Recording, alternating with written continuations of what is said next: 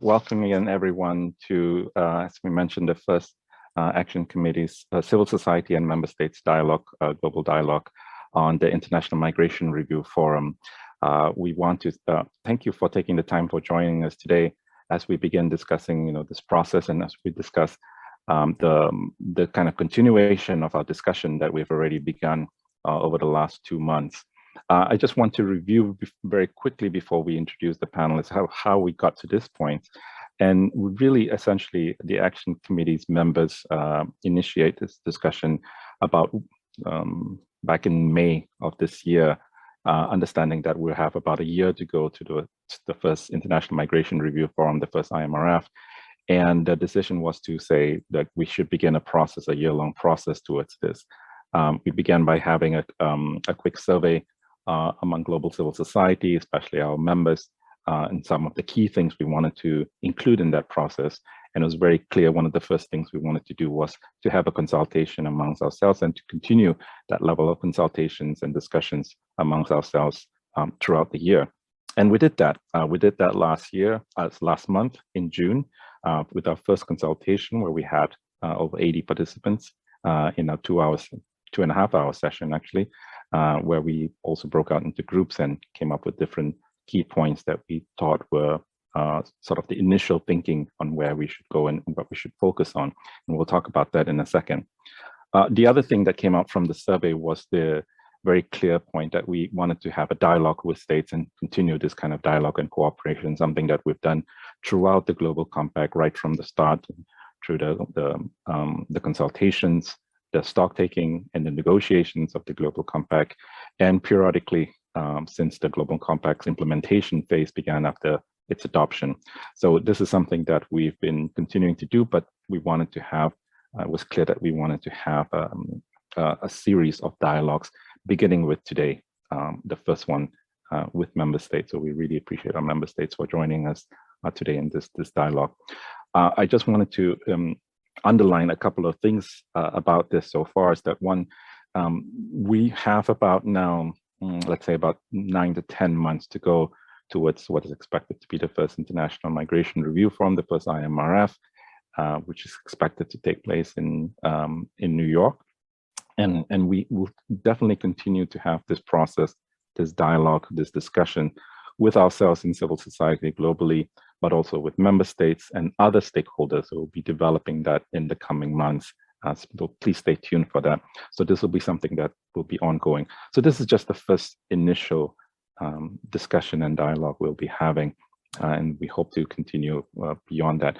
We certainly understand that these dialogues, and the hope is that these dialogues will encourage us to develop better understanding with each other about how we approach this, even if we don't completely agree on every single point, but it creates that understanding. And with that, we hope that we actually can find a synergy, and that synergy will help us to create maybe even some cooperation as we work towards the IMRF together. I think we, especially in this group here, we have a very like-minded people and participants. So I think we can have and find that synergy and be able to move forward in that way.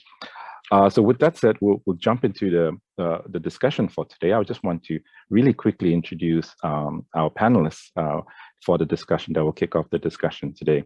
Our panelists start with 4 civil society representatives, members of the Action Committee, who were the co-facilitators, the nominated co-facilitators in our first civil society consultation last month. And our co-facilitators, the 4 of them, have been busily preparing with us throughout the consultation last month and in the lead up to today in preparing this sort of collection of the initial outcomes of the consultation. So it's the very initial thinking among civil society and discussion among civil society.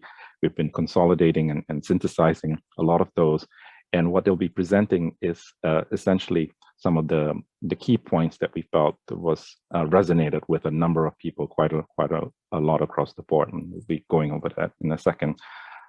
So our 4 co-facilitators, our civil society representatives, Alma Makitiko, who is the director of the National Network for Immigrant and Refugee Rights, based in the US-Mexico border. Apolina Tolentino, who's the Asia Pacific Regional Representative of BWI Global Union, which is also a member and chair of the Council of Global Unions Migration Working Group. We have Cicely Kern, who's the vice chair of the NGO Committee on Migration, based in New York. And we have Marta Varani, who's the global focal point of the Migration Youth and Children Platform, or MICIP.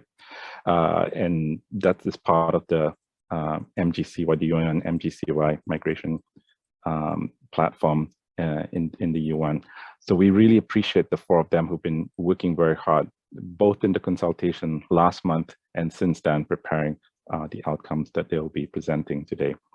And we have joining us from the state side in the panel today, Ambassador Evan Garcia, who's the permanent representative of the Philippines to the UN in Geneva. Welcome, Ambassador. I think he's very familiar to many of you.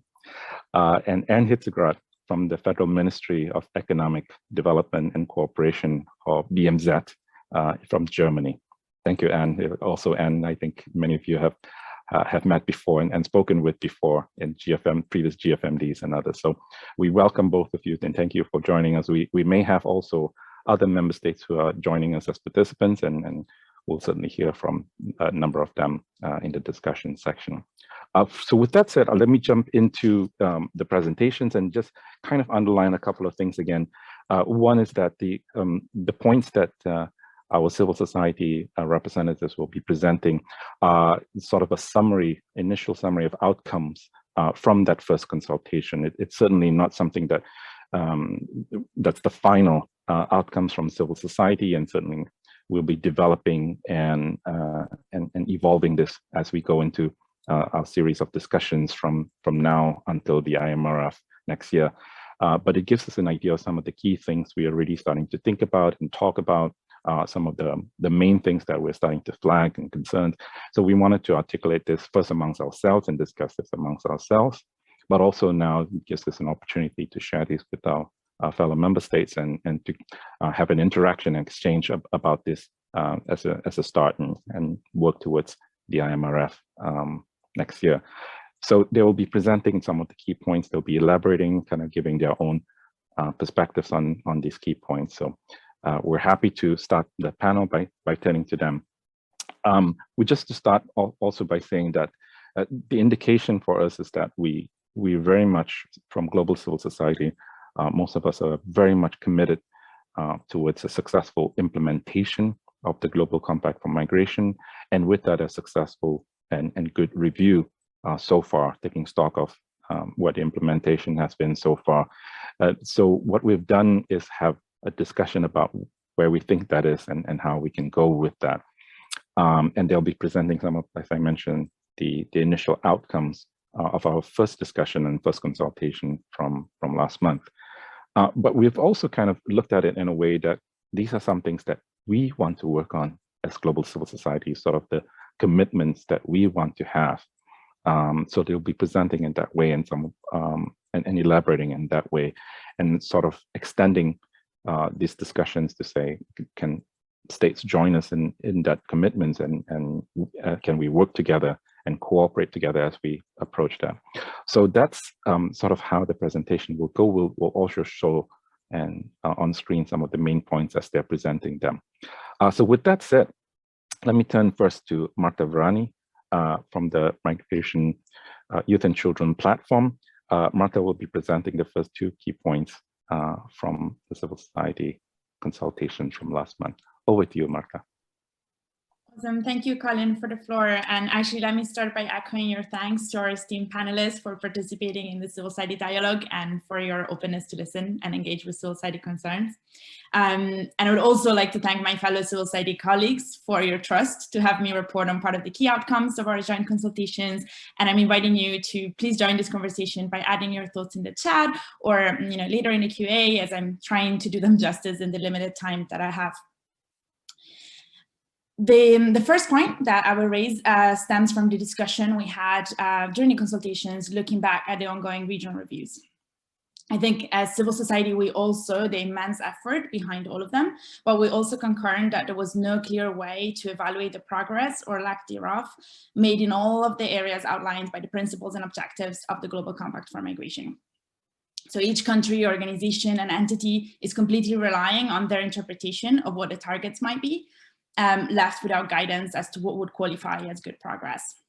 As we do not have a shared understanding of what to measure, this hinders not only the collective discussion, but also national efforts of implementation.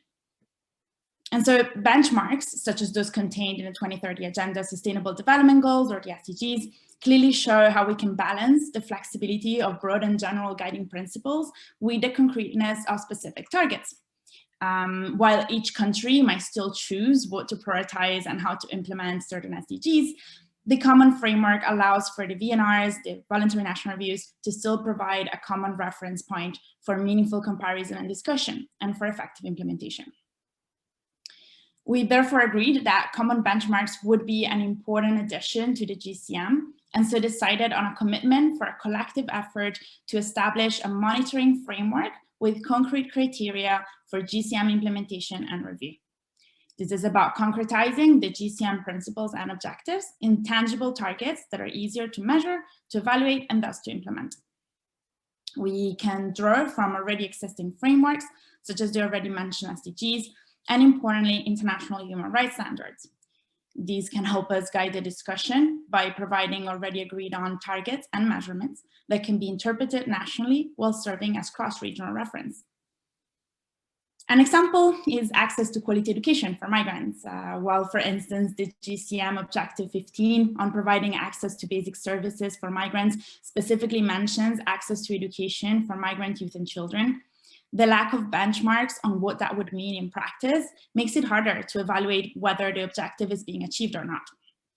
An easy way to go forward would be to draw on SDG 4, for instance, target 4.1 and 4.5 on access disparities, and create indicators from there tailored to migrant children and youth. The same can be built for other issues in the GCM, such as healthcare, detention, smuggling, decent work, and so on. We think this is a necessary next step to be taken as we go towards the IMRF for the GCM to go beyond its current status and evolve into an extremely useful tool in implementation and review and not become only perfunctory.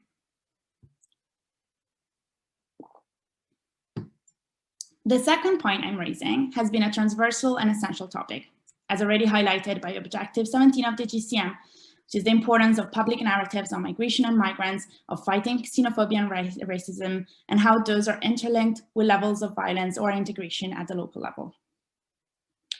However, it was clear from our joint consultations that action and discussion on this are nowhere near enough where they need to be.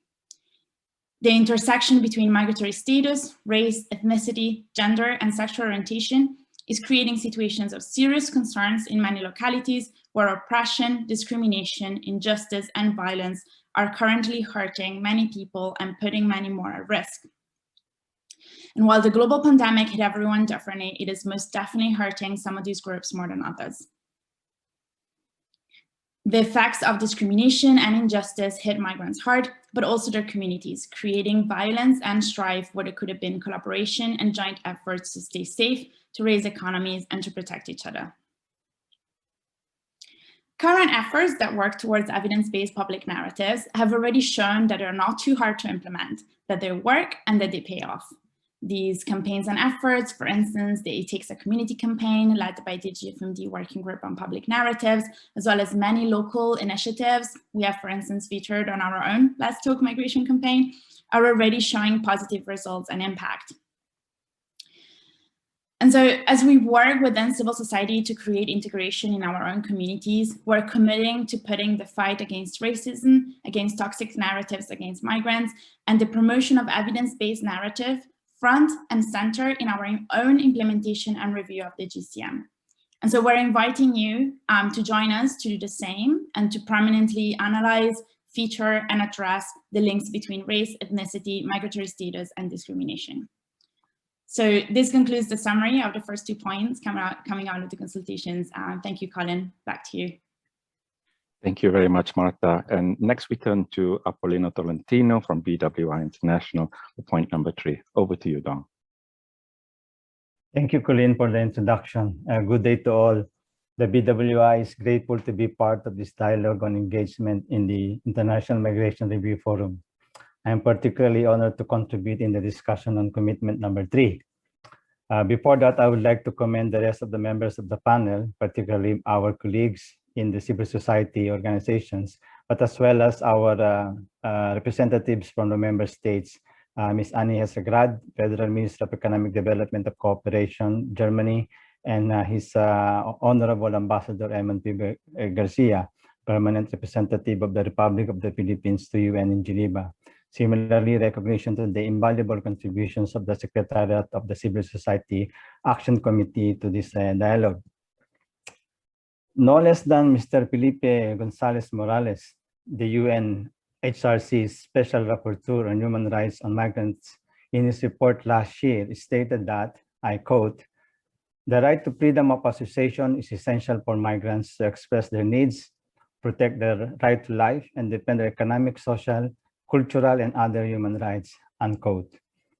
The right to freedom of association is fundamental human rights in the Article 20 of the Universal Declaration of Human Rights, Article 22 of the International Covenant on Civil and Political Rights.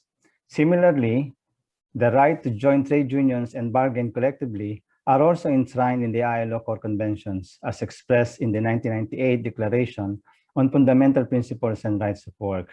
Together with the other international human rights treaties and conventions, these are explicitly referred to in the GCM as fundamental guiding principles. Along this line, we urge member states to constructively engage civil society organizations and trade unions to realize the following. Number one, workers' rights for all, migrant workers everywhere. Right to join trade union gives migrants a collective voice to fight abuse and to receive the fair value of their work. Basic workers' rights, including the coverage of collective bargaining agreements, should be applicable to all workers, including migrant workers. It is a basic human right. Governments and employers must recognize, respect, and operationalize these fundamental rights at all times in law and in practice. Number two, social protection for all. No one should be left behind. Universal social protection should ensure that all people have access to basic social security guarantees. Social protection systems have contributed to limiting the impacts of the pandemic in many countries, ensuring access to healthcare and supporting job and income security. And we also would like to work hand in hand with the member state in our call for justice for all. Migrant workers often lack access to legal justice and settlement of their wage claims and suffer from lack of complaint and redress mechanism in the host country and with their employers. It is important to ensure the accessibility of legal protection and effective judicial and other appropriate remedies to address any violation of migrants' rights to freedom of association, regardless of their migration status. It is also necessary to establish in the law the right of migrant workers, including those without documentation who are victims of retaliation for their collective bargaining, to remain in the country of destination while they settle their dispute, and enforce robust penalties for employers who retaliate against migrant workers who organize. Migrants must have the right to be represented collectively by trade union in process on claim settlement with the employer and recruitment agency. Government and employers must provide transparent and effective grievance mechanism for migrant workers, providing workers with true remedy when it is needed. Remedy of complaints must be facilitated also after migrants have returned home to their countries. Finally, let me conclude by thanking the Civil Society Action Committee for organizing such a timely debate or a dialogue. Alongside with concrete commitments to promote migrant workers' rights, the BWI and the global trade union movement are determined to give our contribution to challenge the root causes and displacement of migrant workers. Thank you for the attention. Back to you, Colleen. Thank you so much, Dong. Appreciate that. And next we turn to Alma Makikiko, who will be presenting on point number 4. Alma, over to you. Thank you very much, Colleen. And thank you to all my colleagues for the opportunity to serve as a civil society representative in this event and present the results of our joint dialogues and global consultation. Thank you also to all the states present. We appreciate your strong commitment and determination to advance migrant rights. As my colleagues mentioned, this is an opportune time to meaningfully address the current realities of migrants and to permanently and universally incorporate changes or good practices that were temporarily adopted by some states in response to the COVID-19 pandemic through national emergency measures. This would uphold the spirit and guiding principles and objectives of the GCM by addressing the institutionalized and persistent vulnerabilities faced by migrants, which, as we all know, were exacerbated during this global health emergency. Examples of this include A, simplifying and scaling up access to regularization and expanding regular pathways for safe migration, including those caused by climate change-induced displacement. Across multiple regions, millions of people are on the move and in irregular situations that require urgent assistance and protection. We call upon states to take action at national and regional levels to enhance the availability and flexibility of regular migration pathways. B, introducing permanent moratoria on immigration detention and focusing on scaling up alternatives as the key steps to ending immigration detention, as well as the demilitarization of borders. Human rights should always be central in laws, policies, and practices concerning migration governance. And in the spirit of the Global Compact, we urge states to move away from enforcement-oriented policies towards building the mechanisms and infrastructure that guarantee human rights, fairness, and due process. C, instituting permanent firewalls against immigration enforcement when accessing healthcare, education, and other essential public services. Clear firewalls between immigration enforcement can address the human impact on migrants, their families, and communities, particularly during this global health emergency. D, ensuring access to health services, particularly to vaccinations against COVID-19 for all migrants, regardless of status. Migrants are perhaps the most exposed and vulnerable to COVID-19. We are particularly concerned with migrants in irregular situations, such as those living in camps and overcrowded situations, including immigration detention, unsafe housing facilities, and labor camps. A growing number of regional and local governments have instituted programs allowing greater access to health services for irregular migrants. Many have worked in partnership with civil society organizations and clinics to find pragmatic solutions. We call on states to make every effort to guarantee that migrants, regardless of status, are included in national vaccination programs and to strive for equitable and affordable access to vaccines and treatments. Thank you very much. Back to you, Colleen. Thank you very much, Alma. With that, those are the sort of the 4 main points on the substantive discussion from our consultation last month. And next, we turn also to some of the more practical modalities related discussion, because even in spite of the key focus that we have on the substantive thematic issues, and recognizing that we still have a ways to go towards the IMRF, already emerged, there was a number of points related to the technical engagement for civil society in the IMRF related to the modalities resolution, as well as some of the normal procedures and practices. So for those kind of points, we turn to Cicely. Cicely, over to you. Great, thank you, Colin. And as Colin mentioned, I'm pleased to share the outcomes of the second part of our civil society consultation, which was dedicated to the modalities of civil society participation in the IMRF.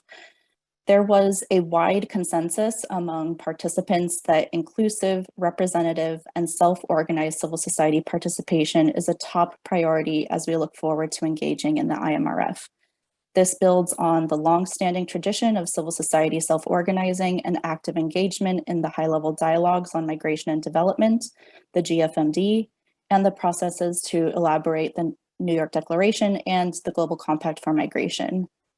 The dialogues leading up to and during the IMRF require openness and interaction between member states and civil society in all its diversity.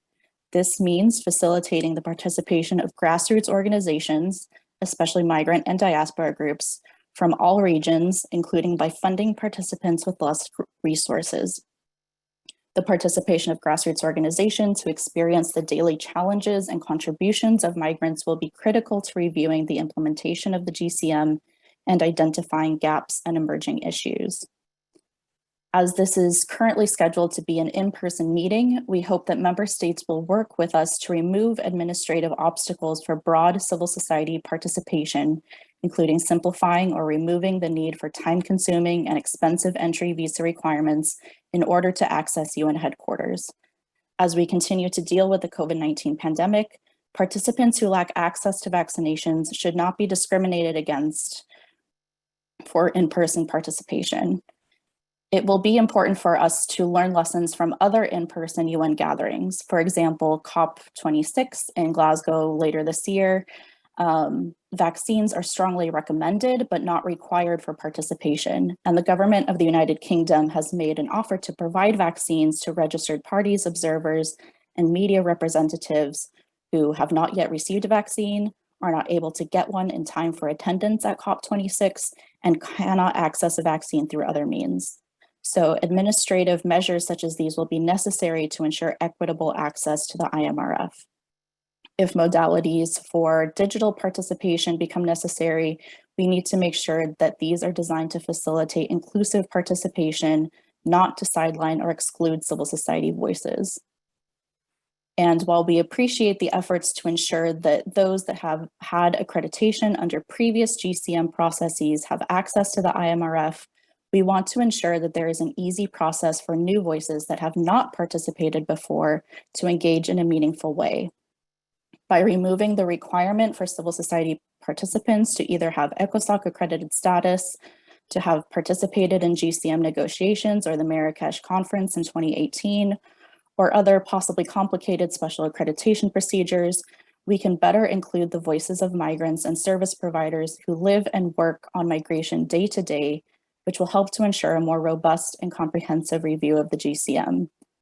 Amidst closing civil society space at national, regional, and global levels, this includes removing the non-objection clause in line with civil society requests in many other UN-related processes and events. Next, any necessary procedures should be consulted and agreed upon with civil society and other non-state stakeholders well in advance so that participants can sufficiently prepare. Access to information must be systematic and structured, and mechanisms for participation should be transparent and communicated clearly. This ties in with our second commitment.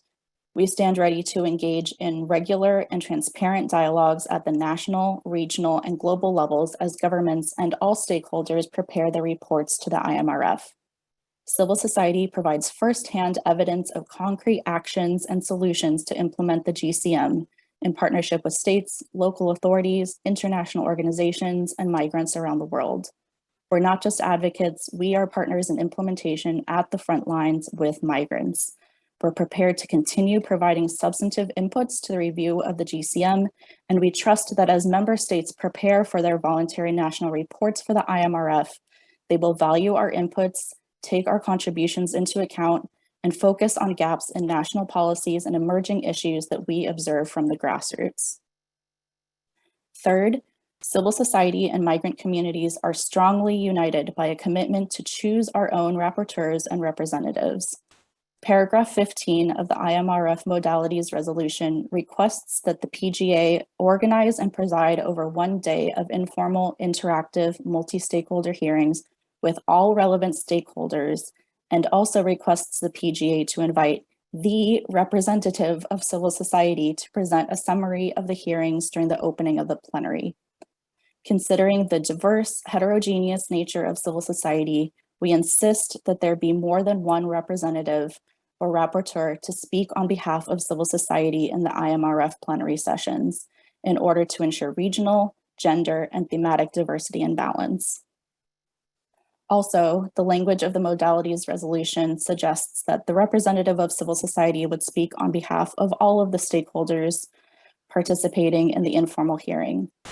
Each of the other non-stakeholder groups, including private sector, local authorities, national human rights institutions, and others participating in the IMRF, should also have their own rapporteurs. We will continue to advocate loudly for inclusive, representative, and self-organized civil society participation in the IMRF and stand ready to work with member states to ensure that the review of the GCM results in genuine analysis, evaluation, and monitoring of commitments and addresses the gaps and issues that have emerged since the adoption of the GCM. We hope that member states will join us in the commitments we've outlined and will help us to continue to develop these and other priorities in the months ahead. Finally, thank you to all my civil society colleagues who contributed to these outcomes. Many thanks to the representatives of member states for your commitment to genuine civil society dialogue and participation. Back to you, Colin. Thank you, Cicely. And with that, those are the main sort of summary points from our first consultation, global consultation with civil society from last month. Again, I want to thank Martha, Dong, Alma, and Cicely for summarizing and helping us present this. So next we turn to our panelists from member states. First, we'd like to turn to Ambassador Garcia, who's the permanent representative of the Philippines to the UN in Geneva. Ambassador Garcia, I'm sure is not unfamiliar to many of you. Have seen him as a key figure in this implementation phase, especially. And Ambassador Garcia, the Philippines is a champion country of the Global Compact, so we really appreciate your comments and your remarks in terms of how you're approaching the IMRF. Over to you, Ambassador. Thank you very much, Colin, and greetings to all old friends in the civil society with whom I have interacted over the years, and a salute to the many Filipino participants in this exercise.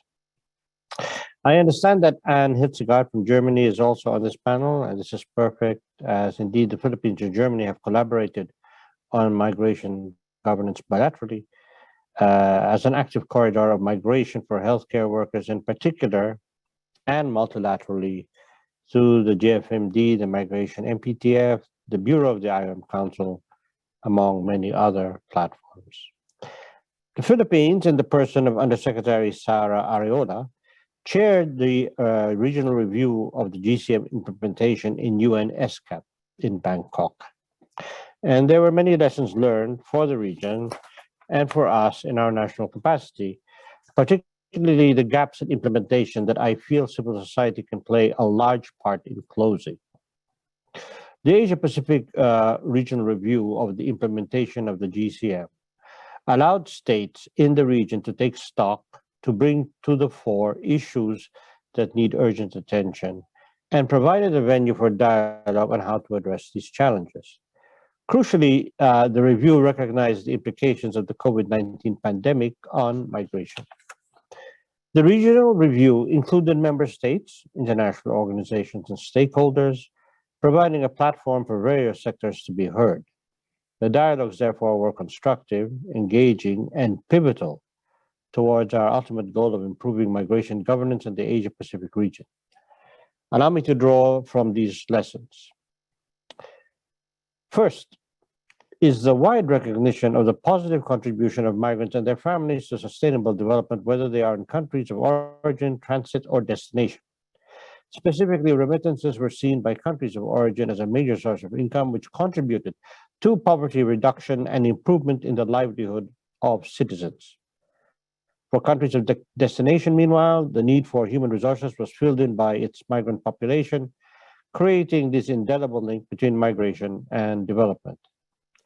Thus, we see that it is in the best interest of all countries to aim for safe, orderly, and regular migration, which is what the GCM is all about. Second, representatives from all sectors were unanimous insofar as the COVID-19 pandemic had exacerbated the vulnerabilities of migrants and exposed them to an increased risk of infection, lack of access to public health services, and unavailability of opportunities for decent work. In addition, migrants faced xenophobia, stigma, discrimination, and inadequate protection and support services. Thus, member states, international organizations, and stakeholders echoed the need for migrant social protection and other measures for inclusion, especially during a crisis. On a positive side, the COVID-19 pandemic has prompted member states to step up their response to support and protect migrants. Good practices identified were the support for voluntary repatriation for distressed citizens, extension of stay and work permits, and increased consular assistance. It was also reported that governments in the Asia-Pacific region now have better emergency preparedness plans and relief measures, including efforts to integrate migrants in priority vaccine rollouts. Third, we learned that many member states have developed national implementation plans on the Global Compact, including the mainstreaming of the objectives of the OGCM and embedding of the same in their respective national laws, regulations, and policies on migration. For example, the Philippines introduced a new chapter to its National Development Plan, which is now a key part in our implementation of the GCM and aims to ensure the safety and protection of both Filipino migrants abroad and foreign nationals in the Philippines. Other positive developments reported by member states include improved transparency and simplification of migration procedures, improved access to regular migration pathways, reduced costs of migration and remittance transfers, and increased bilateral and multilateral agreements related to migration. Fourth, member states, international organizations, and stakeholders alike identified the lack of comprehensive and disaggregated data on migration and migration-related indicators as one of the significant challenges in the implementation of the GCM in the Asia-Pacific. Hence, member states suggested the possible provision of technical assistance by the UN Network on Migration to improve collection and dissemination of relevant migration data for evidence-based policymaking. Finally, the review underscored the importance of regional collaboration in advancing GCM implementation on the ground, and of the leadership of the Asia-Pacific region in applying a whole-of-society and whole-of-government approach. It acknowledged the importance of global cooperation and partnerships on international migration, realizing that, indeed, migration governance is a shared responsibility by all countries. Member states committed to expand bilateral and multilateral cooperation and partnership as guided by the GCM's cross-cutting and interdependent guiding principles and objectives. As a GCM champion country, it was very important for the Philippines to chair the very first Asia-Pacific regional review because during the negotiations of the GCM, the Philippines lobbied for the inclusion of decent work and fair and ethical recruitment provisions. Our lobbying was successful as these are now codified under Objective 6, Section 22, paragraphs G and H of the GCM. Inspired by the traditional and non-traditional partnerships we created during the negotiations, the Philippines forged more global partnerships with countries of destination, such as Bahrain and Saudi Arabia, to support them in their groundbreaking efforts to reform their respective labor systems, also known as kafala. The Philippines and Saudi Arabia have agreed to bring their partnership on labor issues to the international stage, particularly at the IMRF in 2022. The Philippines is of the view that the best way to convince states that have not fully committed to the GCM yet is to demonstrate that the GCM works across corridors of migration, to show that good migration governance is in the interest of all, whether you are a country of origin, transit, or destination. If your organization would like to explore this further, our missions in Geneva and New York will be happy to work with you, and we hope the UN Migration Network Secretariat can also facilitate these discussions. In order to ensure meaningful participation of member states and stakeholders at the next regional review, we have to set an example. First, we must take stock of all points raised during the regional review, especially the issues requiring immediate attention and the suggestions on how to move forward. Second, we must act on the commitments we made in the GCM and in the regional review. For without action, our aspirations for better migration governance will remain just that, aspirations. Third, we must continue our partnership with all stakeholders, the private sector, civil society, and international organizations, following a whole-of-government and whole-of-society approach. Finally, we must keep track and celebrate our progress, no matter how small, through knowledge sharing, exchange of best practices, and peer learning among member states and all other stakeholders in partnership. This discussion led by Civil Society Action Committee to build a dialogue across sectors in the lead up to the IMRF is a very good initiative in that regard. In conclusion, as far as sharing initial ideas, proposals, concerns about GCM implementation and the IMRF, identify areas of mutual understanding, cooperation, and collaboration between civil society. We think the regional review process is a good starting point. The regional review processes for all regions have been completed, if my understanding is correct. In this regard, it may be useful to use the outcomes of those discussions as a starting point for identifying areas of potential collaboration and collaboration and build on that. And in closing, let me reaffirm the Philippines' fidelity to the principles of human rights for all migrant workers, regardless of their status, which has been a core advocacy of ours in all the different arenas of global migration governance.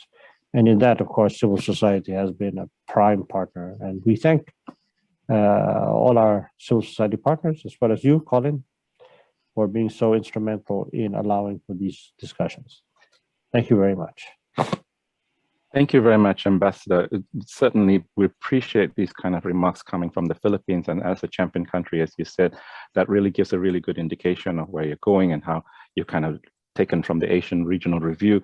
I already kind of pulled out a number of key points that kind of resonates with what was presented by our civil society representatives before, including around the fact that the COVID pandemic has had with migrant and migrant communities, around indicators and data, and especially around decent work. And congratulations on sort of highlighting some of the partnerships that you've embarked on to showcase how GCM implementation can happen incrementally and encourage other states as well to come along in that regard. So thank you for that, Ambassador. We'll come back to you in a second.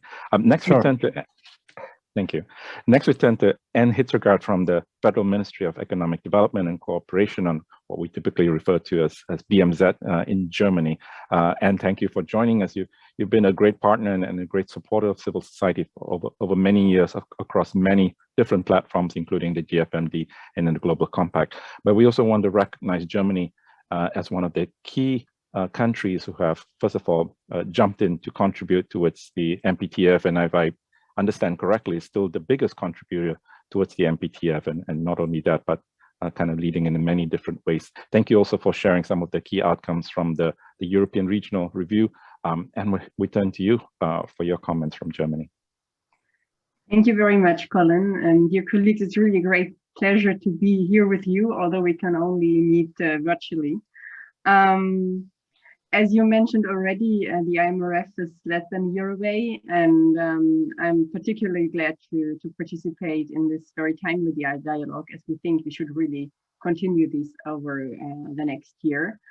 I would like to share with you some thoughts on our multi-stakeholder approach, on synergies with the collective outcomes of the civil society consultations, and also on our priorities in GCM implementation.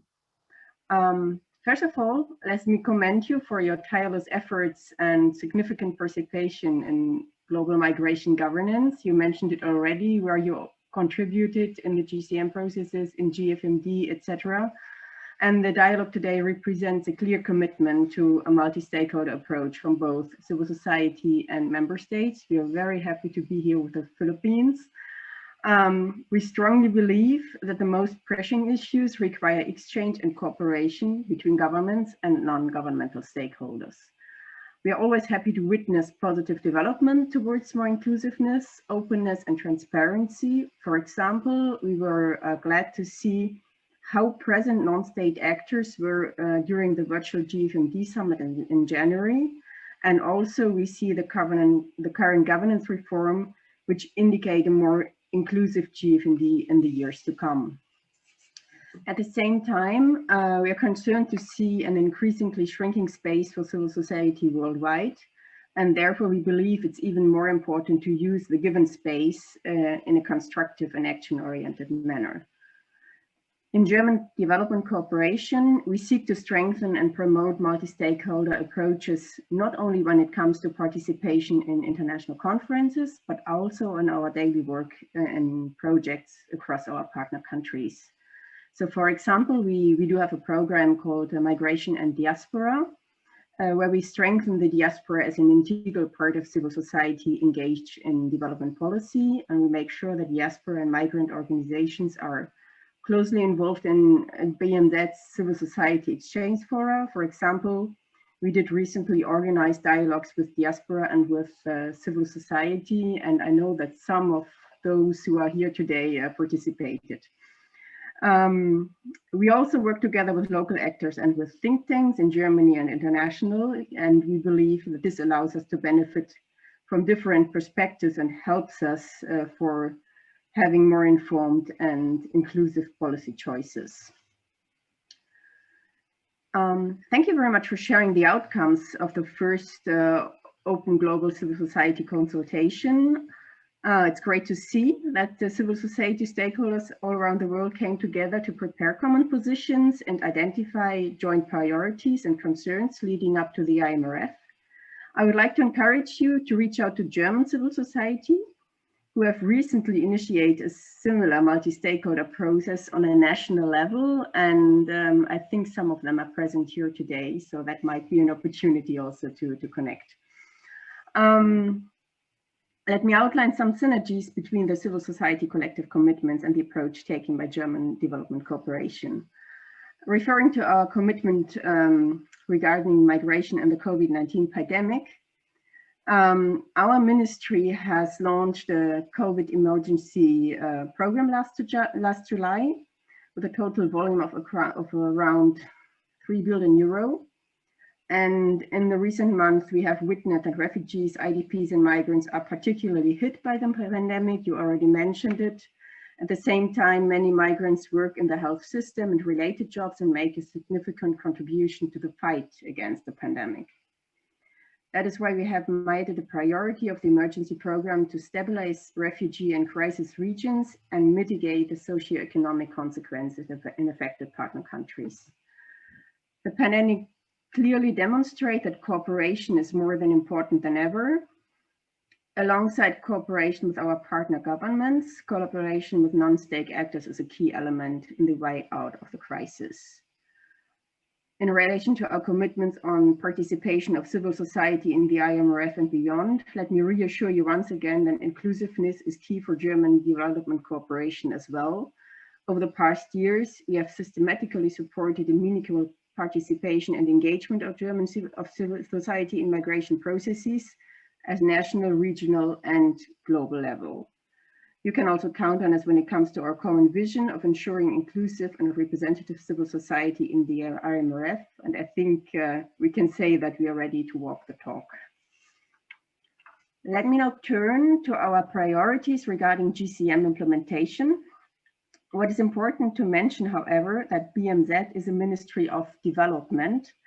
So due to our mandate within the German federal government, I'm not in a position to speak on Germany as such or on GCM implementation in Germany, but I will focus on GCM implementation together with our partner countries. As you all know, the first regional migration review forum for Europe and North America took place in November. I did share the link to Germany's report in the chat. So this is where you can find the common points of the whole German government and also points that I will not touch now. In development cooperation, we pursue a 360-degree approach in our work, and we concentrate on those GFMD goals that have a clear development angle. Let me mention some of them. For example, Goal 2, minimizing adverse drivers. Goal 5, regular pathways. Goal 6, recruitment and decent work. Goal 18, skills development and recognition. Goal 19, migrant and diaspora contributions. Goal 20, remittances. Goal 21, dignified return and reintegration. And Goal 23, international cooperation. In the following, I would like to illustrate our support to partner countries in implementing the GCM through a few project examples. Also, I cannot cover everything. We have a huge portfolio, so I have to focus on some. We are committed to improve the use of existing pathways for regular migration. And yes, particularly we cooperate with the Philippines. Thank you, Ambassador, for mentioning it. So these activities benefit countries of origin and destination, as well as migrants themselves. This is what we call the triple win. For example, together with the EU, we commissioned a regional program called Towards a Holistic Approach to Labor Migration Governance and Labor Mobility in North Africa. And the objective of this program is to better manage regular labor migration to be mutually beneficial. The program contributes to improving to the framework conditions for regular migration in Morocco, Tunisia, and Egypt, while avoiding brain drain. It does strengthen the capacity of institutions, and it tests mobility programs between North African countries and EU member states. BMZ also supports a project to pilot partnership approaches to development-oriented training and labor migration in Ecuador, Kosovo, Nigeria, and Vietnam. The project strengthens the quality of vocational training in countries of origins. Young people thus improve their opportunities for the local labor market, as well as for labor migration to Germany. And the project also facilitates the recognition of qualifications in Germany. As I mentioned before, we do support the development engagement of diaspora members and organizations in their countries of origin, contributing to GCM Goal 19. So the project I mentioned, Migration and Diaspora, harnesses the potential of diaspora engagement to promote socioeconomic development in currently 22 partner countries. Among others, it provides funding and advisory services to diaspora organizations implementing development-oriented projects. It does also support diaspora entrepreneurs in establishing startups in countries of origin. So once again, we strongly believe that migration should be governed in holistic partnership approaches. And this does not only apply to our work with the private sector and with civil society, diaspora and migrant organizations, but also for the UN system. When it comes to effective GCM implementation on the ground, the Migration Multi-Partner Trust Fund represents a concrete tool for pooled funding. As you mentioned already, Germany is its biggest donor, with funds coming from different ministries. I guess we all agree that the migration MPDF still needs to grow in order to deliver and to live the ambitious expectations. However, it does already give collective answers by its steering committee's multi-stakeholder composition. It does include civil society as well. It does include UN organizations. It does include member states. And we also have joint programming of UN organizations. This is something which we always value very much, to have common answers. And we are very glad that currently 9 projects funded by the Migration MPTF are running or are about to start implementation. So last but not least, we think that with the GCM, we do have an ambitious framework in place, and we are now entering the era of implementation, or hopefully we are already in it. So the dialogue today can help us to identify the practical how of GCM implementation. German Development Corporation continues to stand ready for such a dialogue, and we are happy to enter in a fruitful discussion today.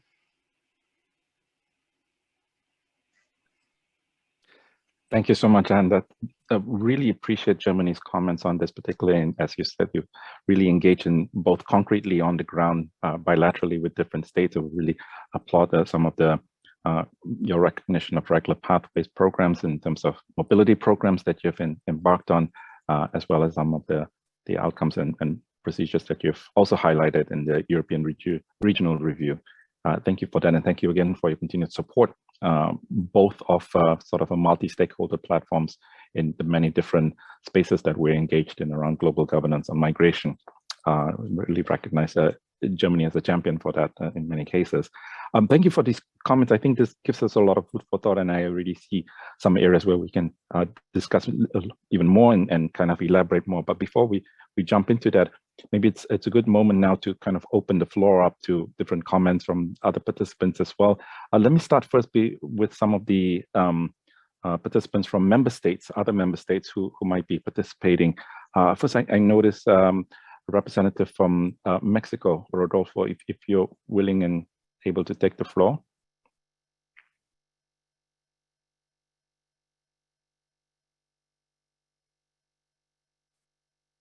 From Mexico.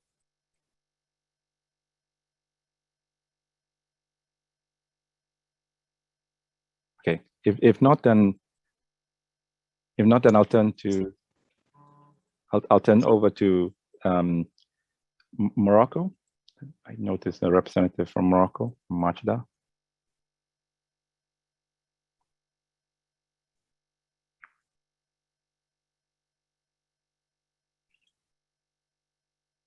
Okay, so we'll go back to Mexico and maybe to kind of open the mic from Mexico. Colin, can you hear me now? Yes, go ahead, Rodolfo. Sorry about that. Good. No worries. Except that the host wasn't letting me do it the first time. But thank you for hosting this event. You know, Mexico values very much the work that civil society does, specifically in this aspect of working towards implementing the migration agenda at the multilateral level. I can say that, you know, you're doing great work, and maybe I can share some of our experiences that we have working alongside you during the HLPF Ministerial Declaration negotiation. As you know, this was a very complicated process done virtually, which didn't necessarily facilitate the interactivity needed to negotiate a document of this magnitude that looks to incorporate all the important issues that the UN would present to the world, you know, to present a unified position, stating these are our priorities and this is what we are intending to tackle the year forward. But specifically for us, it was a surprise to see that when the zero draft was circulated, there was really not many references to migrants.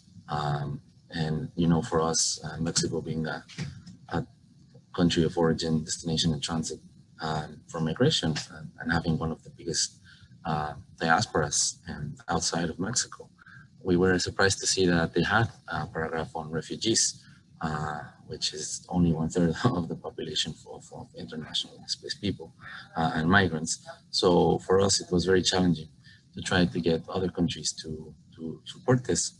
As you know, that the dynamic for this negotiation is done with certain groups of countries collecting their opinions together. But in the end, you know, with civil society pushing the agenda, pressing the co-facilitators to include the paragraph, and with the help of other fellow GCM champion countries such as the Philippines, whom we thank for their collaboration during that process and overall in the migration area, we managed to finally include a very solid, very comprehensive paragraph addressing the issues that migrants faced during the pandemic, as well as to fortifying the language on SDG 10, on, you know, our commitments to reduce the transaction costs of remittances, to provide them with inclusion on national recovery plans, to facilitate their movement, and, you know, just overall to recognize the importance that migrants played during the pandemic, you know, not only as being the primary frontline workers, but basically the champions of the socioeconomic recovery, because if it wasn't for migrants, who knows how bad the economic crisis would have been after the pandemic. So now that we are doing efforts to see what we are going to do during the review, we encourage member states to continue collaborating with civil society as their integral part of this process. And without them, the reviews would not be complete, and we would not get that perspective needed at the local level, on the ground, of what is needed, of what migrants are missing. So, you know, always count on Mexico to be a willing ally to collaborate with you. And once again, just thank you for organizing this great event And Fernando sends his best to all of you and hopes to participate in any further activity and event that you might host. Thank you, Colin. Thank you very much, Rodolfo, and really, again, want to highlight that experience we just shared on the HLPF. I really applaud Mexico for taking the leadership in terms of bringing back migration into the HLPF and specifically in the ministerial declaration, and for joining civil society in our efforts as well, and encouraging us to kind of push the agenda and making sure that we keep migration. And clearly, not just the contributions of migrants, which is recognized throughout development, the development goals, but also in terms of the protection of migrants in that. And I think that was a really strong paragraph, and congratulations on being able to achieve that. And thank you again for embarking with us towards achieving that. I think this is really a good example of how we can move forward together in the ramp up towards the IMRF and implementation of the GCM goals as well. Thank you for that. Did other member states who would like to take the floor? I noticed Morocco was here earlier. Majda, is Majda still here? Okay, I think maybe Morocco has left. Other member states would like to take the floor? May not have noticed earlier. If not, then maybe we'll turn to our civil society participants. Maybe Victor, I'll turn to you first. Victor, you have a particularly unique perspective among most of us. Victor, of course, spent a lot of time with the Mexican mission years ago in the previous UN high-level dialogue and other spaces, but also most recently has been with civil society with the Scalabrian International Migration Network and SIM based in New York. Victor, thanks for having your hand up for a while. Maybe I can turn to you for your comments and your inputs on this. ¿Qué tal, Colin? How are you? I don't know why I cannot switch on my camera, but do you hear me? Yes, we do. Go ahead. Okay. Well, thank you very much for the presentation you just made of me. As you said, I've been working on this issue at the multilateral level for 2 decades almost, and it's a very good news to know that finally at the UN headquarters, we are going to discuss in a formal and more institutionalized ways all the wide variety of migration issues. I want to thank you for convening the meeting, and also I want to thank my colleagues, Marta, Apolinar, Alma, and Cecile, who have reflected very accurately and precisely all the views that we have been sharing. And I just want to make 3 points which I find are important for for having a good outcome of the review forum. The first one is I think we have to bear in mind that we cannot go back to a previous status quo after the pandemics. I think we have to start from a different point, which is recognizing the essentiality of migrants, especially migrant workers. Many of them, as Anne, the distinguished representative of the German government, just said, many of them worked and gave their lives in the front lines of the fight against COVID. And we owe them.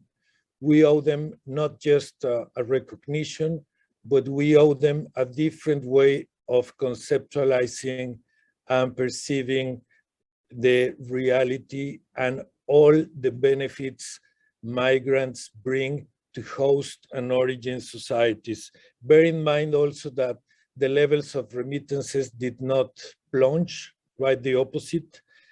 They kept steady, or in some cases they even raised.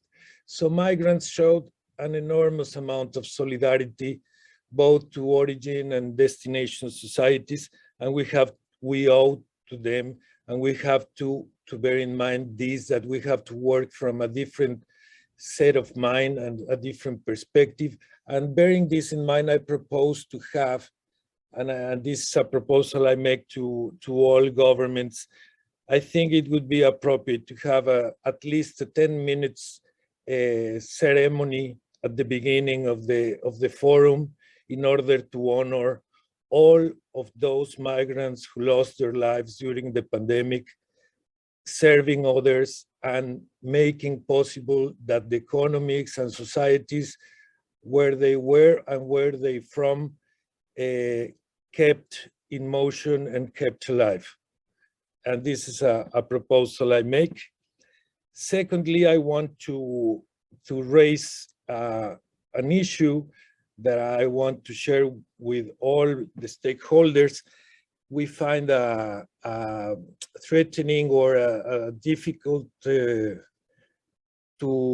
process a trend that is that some countries are viewing the Global Compact as a means to enforce a securitization approach to migration.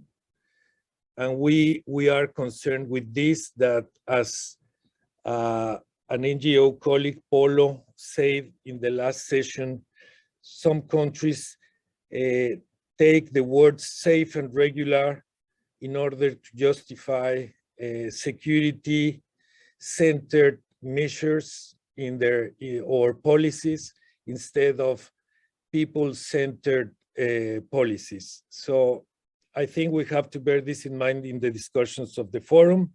And the third point that I find it has to be a point of discussion during the fora is that we have to discuss the international institutional architecture of migration in the medium and long term. I mean, the review forum most probably is going to become the main discussion forum, at least in terms of policy making. And that is, I think, a very good news. And it's something that all of us have to welcome, and we have to work hard to have a very good outcome of this first forum. But what about the other fora? For example, the relationship between the Review Forum and the Global Forum on Migration and Development.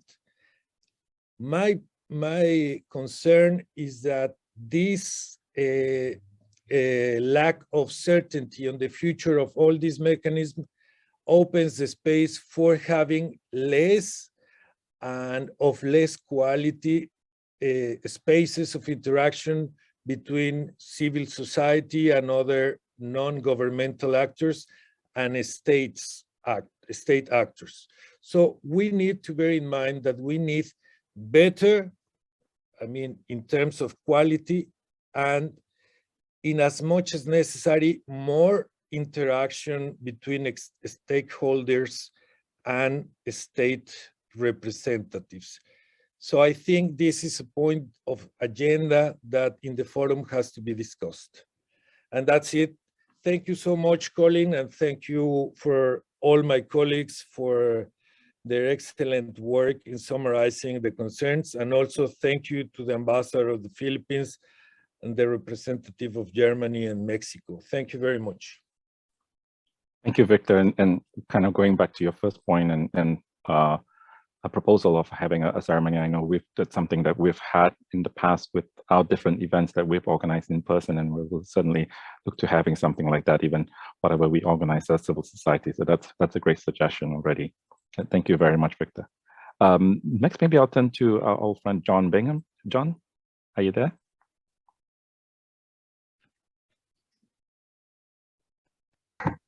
Yeah, I am, Colin. Thank you very much, and the sound is on. Thank you for this meeting very much, and thank you to all of the speakers, including our long friends and colleagues from government. Yeah, I have two questions, basically, and very happy to follow Rodolfo and Victor just now with at least one of those questions, or both questions. The first question is basically what's happening with respect to migration and development solutions, and not just governance, but solutions solutions that involve partnership. Rodolfo mentioned the high-level political forum process in civil society, and I'm with the NGO Committee on Migration based in New York. In civil society, we were really shocked at how difficult it was for migration and migrants to get into the high-level political forum declaration. We were astonished at what seemed to be backsliding there, especially in COVID time, especially with development solutions, with economic and health solutions so obvious in so many places, and practices and solutions that some surprising governments were putting in place in positive directions. And yet, of all things, the HLPF was initially, the declaration was initially silent.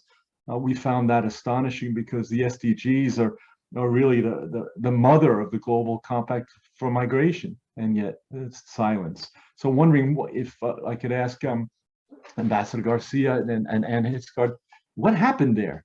And what do we have to do differently to make sure something so obvious is not ignored in the future? What do we have to do together? In a similar way, what Victor just mentioned, the Global Forum on Migration and Development. What's happening there? The Global Forum on Migration and Development is actually the father of the SDGs that refer to migrants and migration in a way the MDGs never did, and in very positive ways, so ways of solutions that you've both made reference to, and that your governments have stood so strongly for way back to years before the SDGs and the Global Compact in the Philippines, and of course at the really terrific Global Forum that Germany co-chaired in 2017. So, you know, if the Global Forum is the father of the SDGs and the Global Compact for Migration, what's happening these days with that? Why is that adrift? And what do we have to do to make sure, on your reference to shrinking civil society space, that's one of the most important, most constructive, most proven places for civil society to engage with governments. So constructive, it's so proven that mayors have knocked on the door begging to come in, and business as well. So how do we make sure that that global forum not only is strong, but is holds on to its strength, which always was states-led, but not states only, always has been independent of the UN system, independent, and suddenly that's at risk. So the first question is, what's happening, and what do we need to work together to make things happen in ways that we've seen are so positive already, whether it's related to the SDGs or the GFMD. And the second question, really quickly, right at the heart of development, right at the heart of migrant work and migrant workers, right at the heart of remittances, the earnings that migrants have worked for in countries all over the world, every region, that have not been paid. They're not being paid, though they were promised and earned. In many, many cases, for migrants with legal status, perfectly legal status, and across all sectors of work as well as all regions.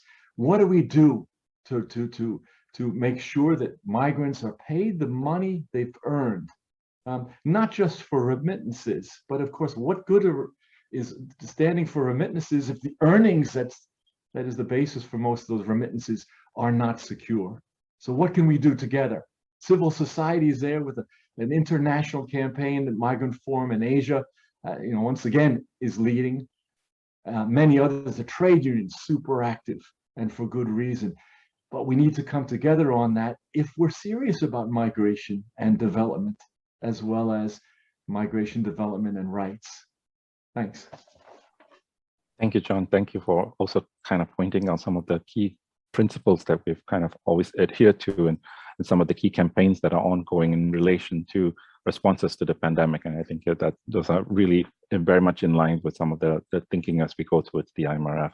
Maybe it's a good point. Maybe we'll take a couple more comments from the floor before we turn back to our panelists for comments and responses if needed. Maybe first with Dr. Haitham Bousaid. Dr. Haitham, are you there? Yes. Go ahead. Can you hear me? Yes, please go ahead.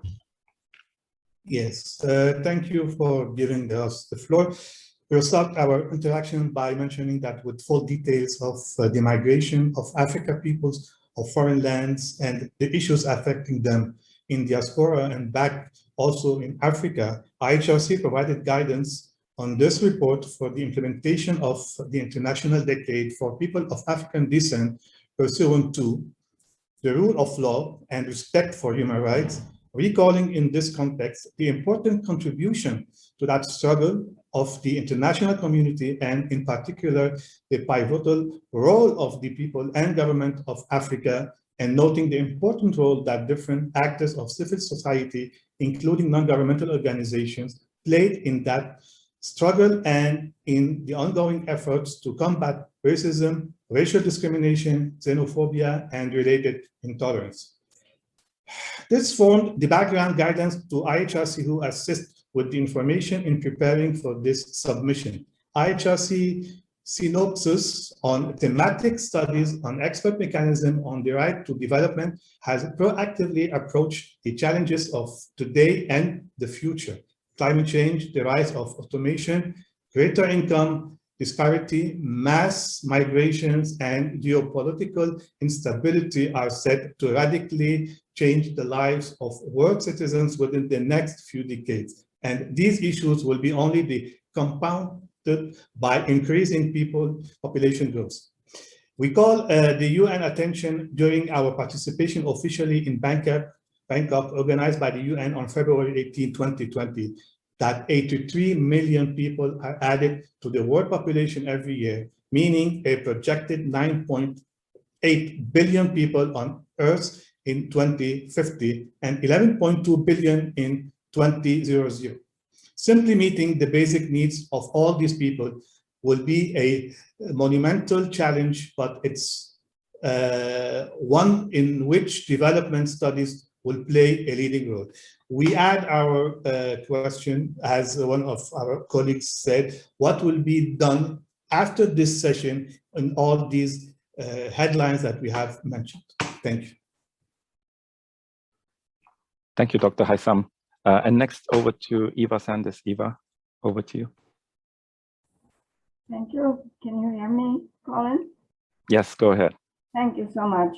Just a very brief intervention, particularly addressed to Ambassador Garcia, but also Rodolfo and Stephanie. And I will not talk about substance because you were so absolutely clear about what your efforts have been, and civil society has been very thankful for that you work with us. So I think I would like to go back to the remarks that Cecily made with regard to modalities, because I think I would like, if possible, I know this is difficult, but to know if we could have some, we need some big help. I mean, we'll manage without if we have to, obviously, but it would certainly help if the things that the pieces that she mentions, such as at the IMRF, to choosing our own representatives, to having more than one representative speak on behalf of civil society, to have each of the other stakeholder groups have their own rapporteur. These, I won't even, I hope you will attempt to remove the non-objection clause, which I think is really a slap in the face of civil society. But if you could give us some encouragement about whether some of these are specifically going to be taken care of. Thank you very much. Thank you so much, Eva, for highlighting the modalities and the practical matters, which we certainly came up very clearly in the consultation and has been discussed quite a bit among civil society. Maybe it's a good time now, because I think we've got a number of comments or questions posed to the panelists, and we'll turn back to the panelists for a round of responses or comments before we open up again to go back to anybody else, and encourage everyone else who has comments, questions, inputs to either post them in the chat box or use your virtual raise hand function so that we can see you and call on you. But let me turn first to Ambassador Garcia. Ambassador, some of the comments related to remittances, related to the different points and that have come up so far. Any comments and feedback and responses to that? Thank you very much, Colin. I think it's very important to understand that just because we have the GCM, we have the Holy Grail. All right. What is important is sustained effort. There may be some movement back, but what's important is the sustained efforts that we keep it moving forward. In the end, HLPF contained what we wanted in broad strokes. They did not. And that was due not only thanks to member states and civil society, but for outfits such as the IOM, which we believe were quietly working behind the scenes. So if we take a long view all the way back from the days of Peter Sutherland, this was and the start of the GFMD, this was a step-by-step process. And the GCM has consolidated and crystallized a lot of what we consider to be the gold standard of international migration governance. So we just keep on moving forward and developing. This is very important.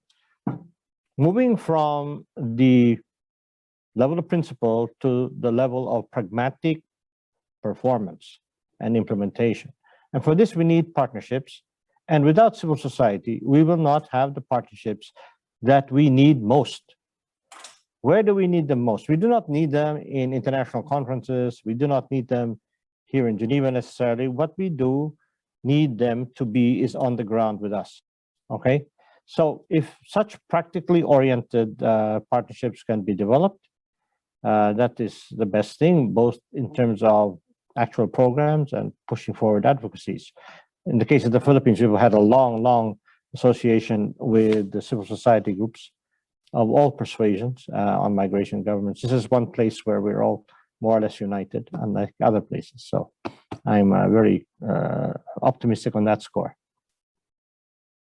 Oh, on the other perspective, there are actual modalities. Perhaps you can reconvene another meeting to discuss the detailed proposals on modalities for moving forward.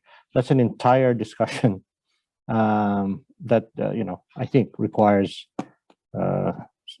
continued engagement. Thank you.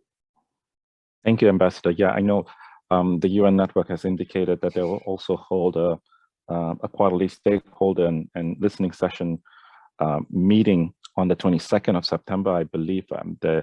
They have informed us, and they said that this will lead towards a note on registration and participation in the IMRF for stakeholders, including especially, of course, for civil society. So we look forward to how we can engage in that discussion as we go towards that and where we go beyond that. But certainly, as Eva pointed out, the modalities can be both very restrictive, as we've seen in the past, or very, very open and engaging, as we've also seen towards the negotiations, consultations of the GCM. So we hope we can replicate that somehow towards the IMRF as well. Thank you, Ambassador. And your comments from Germany in terms of some of the comments that were raised, I think, again, applauding your engagement of diaspora and migrants in Germany towards the sort of a multi-stakeholder engagement, but also some of the points and comments raised towards some of these as well. Thank you very much. I will start with the HLPF, as it was mentioned. And why was it so difficult to get migrants in ministerial declaration? We just witnessed it also, that it was difficult to get it in. And what has helped? I think at the beginning, it was many topics, and there's always competing topics. So you have to promote what you stand for. And then I think we still need to keep in mind that many states are reluctant to speak about this topic, as it might be difficult to address internally. And there's always some which are more exposed and others who are less. And we feel it in the discussions. What was very difficult was the EU position, as we do have some actors who didn't want to have the topic in, who had a very different language from ours. And what has helped, for example, were the Friends of Migration in New York. So there had been quite some advocacy. Mexico had helped. I think also other states have helped. There was a letter from IOM and the UN Network on Migration to the co-facilitators of the HLPF. And there was also a letter from civil society, both with, they were both independent, and both were concretely proposing language that should be included. And then we saw the language coming, and then we could negotiate the concrete language.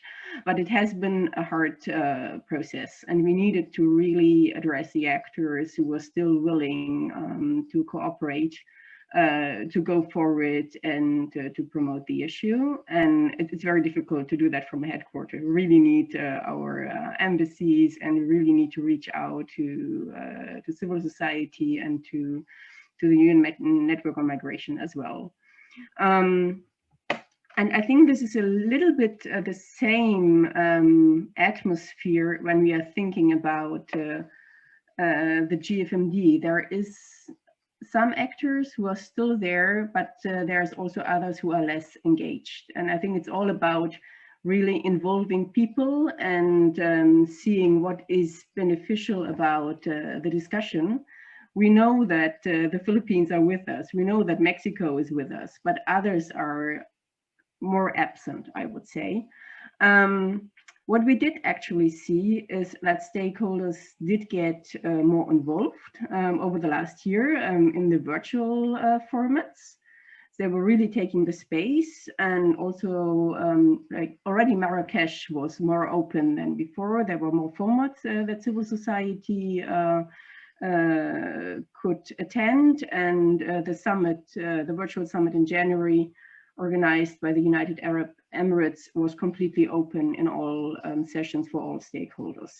So I think that is really a big progress. Why are we like a little bit in hibernation now?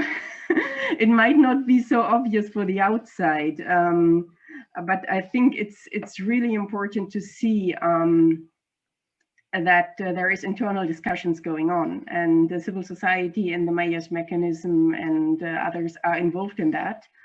So for example, we do see civil society present now in the steering committee, which has not always been the case. We do see that civil society is co-chairing currently a working group. What we do not see is a chair. And what is going with that is that we don't have a work plan, and we wait for France coming up with something. They have made a proposal, and I think that would lead to more engagement. We also still need to wait for a support structure. I think there has been a solution now by the Troika. So probably there will be more engagement visible for everybody in the second half of the year.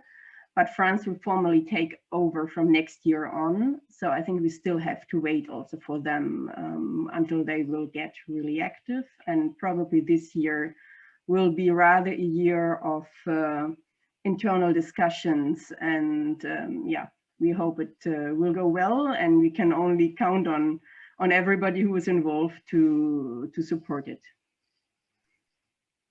Thank you for that, and thank you.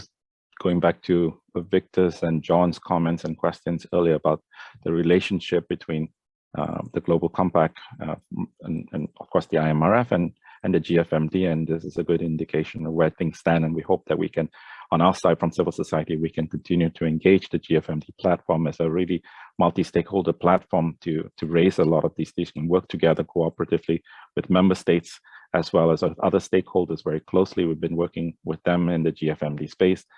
That we can continue to use that as a format and as a platform to move forward in a lot of these key issues, and we can work together to achieve them. Thank you for that. Ambassador Garcia, I see your hand up. Please go ahead. Yes, just I just wanted to reiterate and re-emphasize what Anne mentioned. The GFMD's value, as far as we're concerned, is well proven, and there have to be ways of containing and sustaining its ability to continue performing in that role. We see no conflict. The fact is that not all countries are supportive of the JFMD or the GCM, or perhaps even the IMRF. What's important is that we use all these different platforms to convince them to come along, or at least not to block the initiatives. It's possible, for example, not to join something and yet nonetheless agree to implement some of the key provisions. So we need to be less dogmatic and more pragmatic so we can get maximum buy-in as we move forward. So that I just wanted to add that. Thank you. And of course, we do look forward to France taking up the burden, and we await a cooperative forward movement with them. Thank you. Yeah, as do we. We're also looking forward to that. And I think both of your comments, I think, really strikes a chord in how we've also seen, well, it's great to have countries like yours kind of move forward and really carry forward a lot of the GCM principles and its main goals and objectives. But we've also seen and noticed that in certain countries, even those who have signed on to the GCM, a little bit more hesitant, a little bit more critical about where it goes forward, or taking a step back and being quiet about that. And of course, countries who are vocally opposed to it as well, the very few of those. But I think that raises a concern with us if you know, the small number of countries, given the large number of countries who sign on to the GCM and really engaging and really wanting to see it successful, but a small number of countries holding it back. Is that going to be an issue for us as we move forward towards the IMRF, as we move forward in terms of implementation plans? So we look forward from our side, from civil society, what we can do to ensure that that doesn't happen, first of all, but also to encourage member states who may be sitting on the fence, who may be kind of hesitant to take it more assertively. What can we do as civil society to encourage that to happen and to engage them more actively and to advocate with member states in that regard? So as going back to what you said, Ambassador, the kind of partnerships roles that we can play from our side of things to move that forward. And as Rodolfo from Mexico and a number of you have indicated in the HLPF, we have good practice of doing that. We have good practice of working with member states who are like-minded to move the agenda from our side, to put pressure on other member states and other actors to move forward and move the needle on the agenda when we see it's necessary and when we see the opportunity to do so. So we look forward to how we can work on that as we, over the next 10 months towards the IMRF as well. Let me turn to our civil society panelists as well. Alma, Cicely, Dong, Martha, if you have any comments and responses to some of the points that were raised, and some of them, many of them resonated with the points that you discussed. If any of you would like to jump in here. Yeah, go ahead, Dong. Thank you again, Colleen. I would just like to go back briefly on what Anna mentioned in her intervention about the triple win model.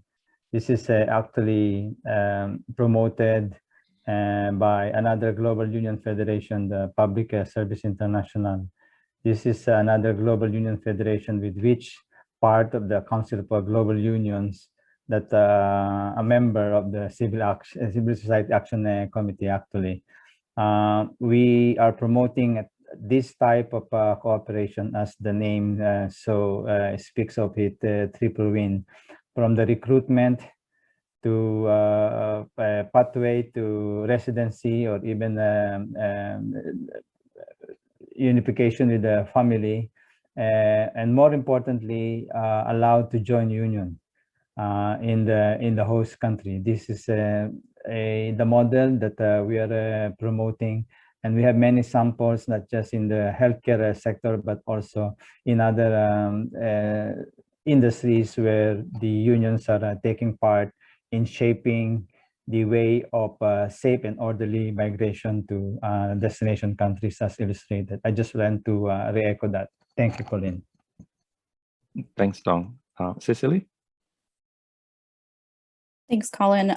I won't comment much on the modalities because I've already expressed most of the main outcomes of our consultation, but perhaps on the non-objection clause, which came up, this is so important to remove barriers and restrictions for grassroots organizations There are many organizations, including some in this room right now, that might be able to share their particular experiences, who have applied for ECOSOC status many years ago and whose applications have been repeatedly deferred by some member states who seek to restrict civil society voice. So in this context, the GFMD, as others have mentioned, is an important example of meaningful and open civil society participation. And just finally, I wanted to also re-echo the thank you to Rodolfo and the Mexican mission for reaching out to us related to the HLPF, for valuing us as partners and recognizing our added value in the multilateral space. And we hope that this type of close partnership with member states will continue as states negotiate the IMRF progress declaration and just in the IMRF more broadly. Thanks. Yeah, thanks, Cicely. I think this is a really important point about the non-objection clause. I know other civil society colleagues and in other kind of UN convenings have really worked on trying to remove this with mixed results, and I think it really is an important piece that we need to work with member states as well as with the incoming president of the General Assembly and with the UN network, of course, who will be facilitating this. It's something that we really hope that we can ensure that it doesn't become a hindrance and objection to really key civil society participants and the contributions and that we can bring to that as well. Thank you for raising that. Alma and Marta. Thank you, Colleen. I just quickly wanna say that for many of us, civil society organizations, the Global Compact, it's a very crucial instrument for advancing the rights of migrant communities and different communities on the move. So we really invite our champion states and the different member states that are present in this dialogue to really help us continuing to open the spaces for dialogue and partnerships and create real partnership with us who are every day working and addressing the needs of migrants on the ground. We know, and just to have an honest assessment of the realities that we're experiencing, we are, migrant communities are experiencing every day hardened borders and militarized borders. Many migrants are experiencing difficult economic and social conditions on the ground as a result of the COVID-19 pandemic. And we really want to continue to work with all of you member states who are committed to championing, migrants' human rights and labor rights, to really find meaningful ways and create programs and instruments to really address the needs of migrants on the ground. With that, I want to, thank you for attending this meeting and listening to our concerns. And we really thank you for your determination, to work with us and in the spirit of the United Nations, to really work in a very cooperative spirit, to figure out ways to protect migrants, especially those who are confronting very dangerous situations. Thank you very much. Yeah, thanks, Alma. I think that the whole point about the partnerships, I think, is well articulated in the point that you discussed earlier about voluntary national reviews. If the states are taking up voluntary national reviews in the lead up to the IMRF, that can be a good opportunity to engage civil society on the ground so that it's a real reflection of what's happening on the ground and a real assessment. And we can work together to address the gaps and also applaud each other in what we have achieved successfully. I think a great example of this is as Anne described earlier, how Germany has engaged migrants in diaspora in sort of a multi-stakeholder consultation in the lead up to the regional review. So we really think that's a great practice that can be emulated in many different ways, both regionally, but especially at the national level as well. Marta? Yeah, thank you, Colin. I think, I am obviously the points that have been raised so far like great additions to, the discussion that we're having on, the challenges in the implementation and in the review, effective review of the GCM. I think it's really encouraging to hear, the voices and perspective of Philippines and Germany and Mexico. So thank you so much for raising those, as well as civil society colleagues. I think, yeah, maybe I can just like quickly echo some of the thoughts on partnership, the importance of like working together in this, but also on maintaining these spaces and making that we already have, such as the GCM and the GFMD, and not forgetting, as you were saying, like obviously there are some, governments and presences that maybe are prioritizing in a different way, but as we were saying, like we are here to work in partnership together. What can we do, to help so that these states do continue to engage and we can continue to have meaningful discussions? So I think, it's very much, I guess, an offer from, from our organization, but from our side that, we're here to collaborate. And, the same way that Mexico reached out to us for the HLPF ministerial declaration, like we still continue to be here for everything else. And so I think it's just, I think, yeah, that's just my quick addition, but yeah, really encouraging start, and looking forward to seeing how we can go from here. Thank you, Martha. Any other comments from colleagues from the floor? We're open. I think we've noted a number of the different comments in general in the chat box. There was sort of general comments. Clara, anybody else wanted to take the floor?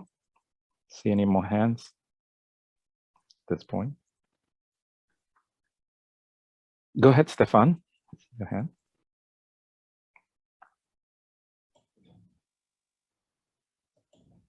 Thank you, Colin, and really thank you to Ambassador Garcia, to Anne, and to the four civil society colleagues. I would like to come back to the comments made by Cecily regarding civil society participation in the IMRF. And I think the problem with migration is that we have two very good examples. The first one is the GFMD, and thank you to Anne for mentioning it, where civil society participation is not only meaningful, but there is really a willingness from governments to engage with civil society, with local authorities, and with business actors. And of course, we had all the dialogue and negotiations of the Global Compact, during which again there was a very open and transparent discussion between governments and other stakeholders. The problem is that there is a real risk that we go back to a very formalized UN-type system during the next year IMRF. And if civil society is left alone with the President of the General Assembly, with UN Network on Migration, we may risk not to have a genuine civil society representation. We may have a problem with self-organized civil society, and we may have a real problem in terms of diversity of representation, including having grassroots non-ECOSOC organizations. So I don't think these comments were made out of the blue because just to make them, but we believe that there is a risk. So it's basically a call to government present in the room, but also we will indeed approach other governments, and in particular, I would say the champions in the GFMD, and indeed the Philippines, Germany, and Mexico are three proactive members of the GFMD, and they have been a real support in terms of ensuring real civil society participation. So it's really a call to governments, help us and let's try to go beyond a bureaucratic approach to representation, but really to make sure that we continue with this open dialogue. We believe that the GCM benefited from this dialogue, and indeed the implementation of the GCM will benefit from such a dialogue. And thank you, Stefan. I think that's absolutely right. I think we hope that this can sort of initiate continued cooperation, continued dialogue as we move forward together, and we can find that synergy and find the level of areas where we definitely agree on and can work together to achieve a good outcome from the IMRF and beyond as we work towards a long-term implementation as well. Any other colleagues from the floor would like to give any inputs, questions? If not, then maybe I'll turn back to our panelists again one more time for closing comments. We really appreciate this discussion. We want to thank you again for engaging with us in this initial dialogue. We hope this will set the tone and set the stage for us to move forward in the coming months together. Let me turn first to Ambassador Garcia again. If any closing comments, Ambassador. Thank you very much, Colin. And just to return to the idea of sustained effort, this is not the only area where civil society has been a great partner. In other areas of global governance, we have seen very active civil society involvement. Disarmament, the environment, climate change, among others. So you have a playbook that you can borrow, and they have a playbook that they can borrow. Going back to what I originally said, sustained effort. You have to sustain the effort with the friendly countries and also in the countries that are not so committed, let's say. To the extent that they are open to dialogue, you must proceed with that where you can, and you can refer to your cooperation with us as encouraging examples that they can move forward, or you could be a bridge for things such as various versions of triple win or bilateral or corridor or regional cooperation.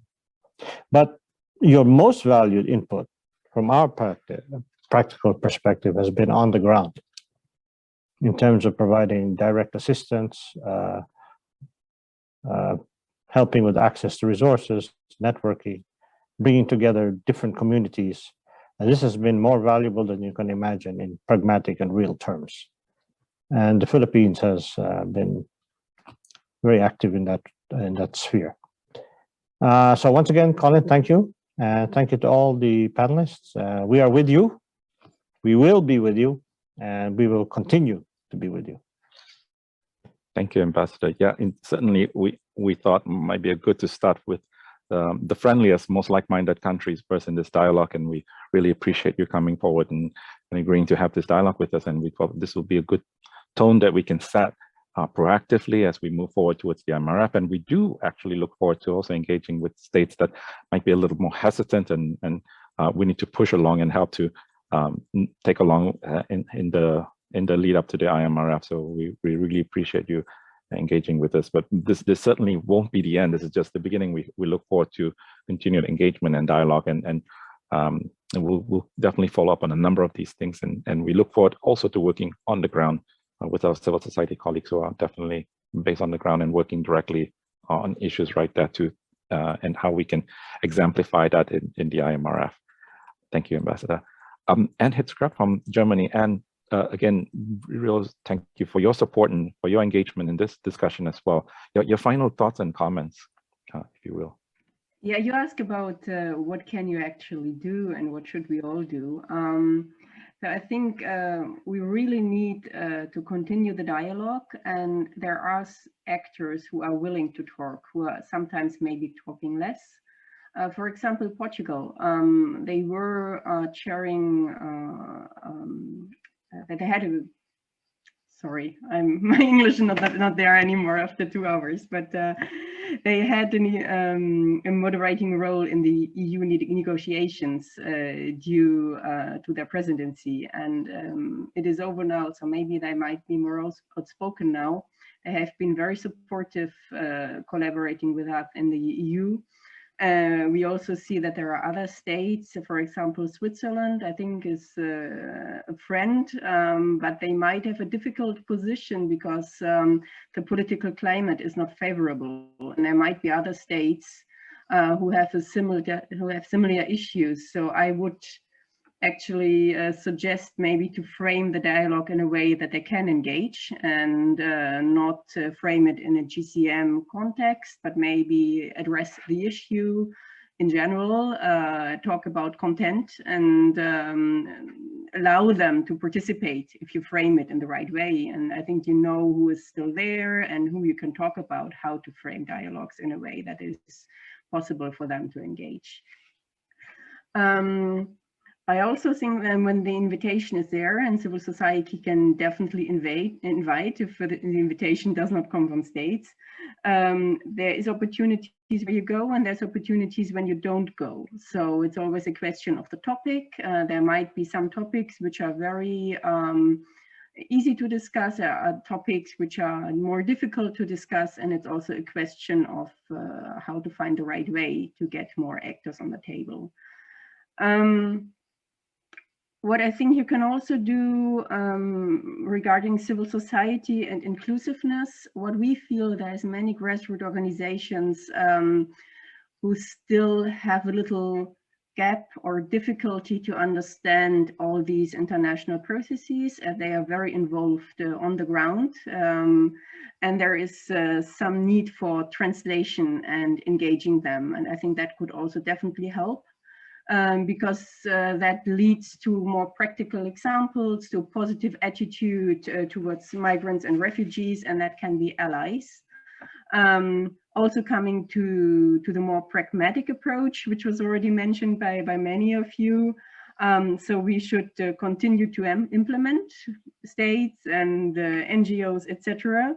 And we also need to really show the impact that we have on the ground. So we need the grassroots organizations.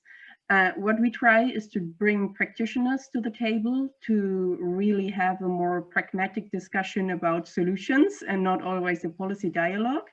But maybe there's other ideas how to make the dialogue more pragmatic and to highlight the practical examples, and that helps to get the discussion less toxic. Thank you. Yeah, thank you very much, Anne, and thank you again to Germany for your continued support and engagement.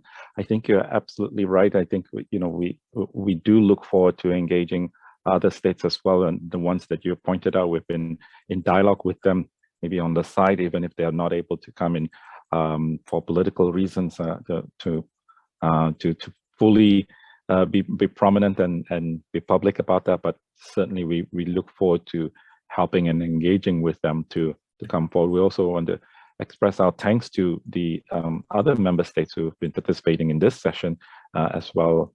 Mexico, Morocco, also recognize the EU delegation participants here as well.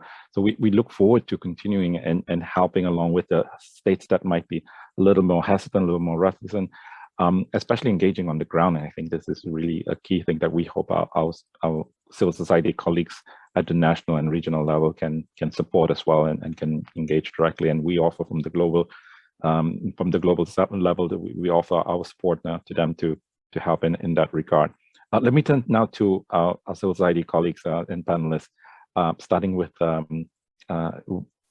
Marta, first of all. Go ahead, Marta. Sure, thank you so much, Colin. I think I don't want to take too much time because I know we're almost done, but I think from my side, just thank you to everyone who participated, both like on the civil society, because I know this takes a lot of effort outside of the work that we have to do, on the ground, and kind of take the time out to do the consultations and to be here today with this dialogue, as well as to the Philippines and Germany and Mexico and the other member states who were present, who are not only like participating but also showing like their alliance now and in in these processes. So just, I think, there's a lot of urgency in terms that the IMRF is really soon, and there's a lot of challenges that we actually have to get, to get done before that. And I think, there's something, we shouldn't rest easy about them. And I think it's, as Colin was saying, like, this is something we're committing as civil society, and we're asking for, for your support and help, but this is something we're going on forward, regardless. And, we hope that we can do that together. And it seems like from the discussion today. So yeah, thank you so much. And over. Thank you, Martha. Over to Don. Just final takeaway messages for our colleagues and also for our supporters from member states. This is particularly in the light of continuing COVID-19 outbreak in many parts of the world. The trade union movement is demanding health and safety for all, every day and everywhere, be it migrants' workplace, during transportation, in their living accommodation, or access to health services and systems. This is important. Our particular work in this line, for example, concretely, is to lobby government to recognize COVID-19 as occupational disease. This is not the situation in many countries of destination, for example. And there are countries in Southeast Asia, Malaysia in particular, Philippines, that have done pioneering on this regard, which must be replicated by other countries of destination and origin as well. Finally, I heard it from John asking, what do we do next? From the trade union, of course, we do what we normally do in our everyday work. We organize and we put accountable those who are exploiting workers, migrant workers in particular, particularly on our campaign to provide them justice for wage that had been stolen from them. Back to you, Colin. Thank you. Yeah, thank you, Dong, and thank you also for recognizing our civil society and migrant community colleagues who are facing really great hardship at the moment with the continued pandemic and the lockdowns, the loss of jobs, loss of wages, loss of status for many of us. And so we really express our continued solidarity and hope that we can work together to overcome this together with member states and other stakeholders. Thank you for highlighting that. Over to you, Alma. Thank you, Colin. Just very similarly to what you just mentioned, I just want to express my gratitude to civil society organizations for, despite all the work and hardships that they're going through on the ground, are also taking the time to meet with us, to share their analysis and their experiences. And we really want to thank the governments that were present in this meeting, and also continue inviting them to meet with us to continue strengthening the spaces for civil society dialogue and participation, and to really build upon the best practices that have been implemented over these past year as a result of the COVID-19 pandemic. There's many examples on the ground about passing transformational migration policy that really, meets the needs of migrants and international migrants, irregular migrants, at the community level. So we thank you for that work, and we hope that those experiences and those lessons learned continue guiding us to collaborate, to work together, and to really amplifying those in other regions of the world where these transformational changes are truly needed. So thank you very much, Colin, and to everyone who made this panel and this event possible. Thank you very much. Thank you so much, Alman, and thank you also for kind of raising in the past.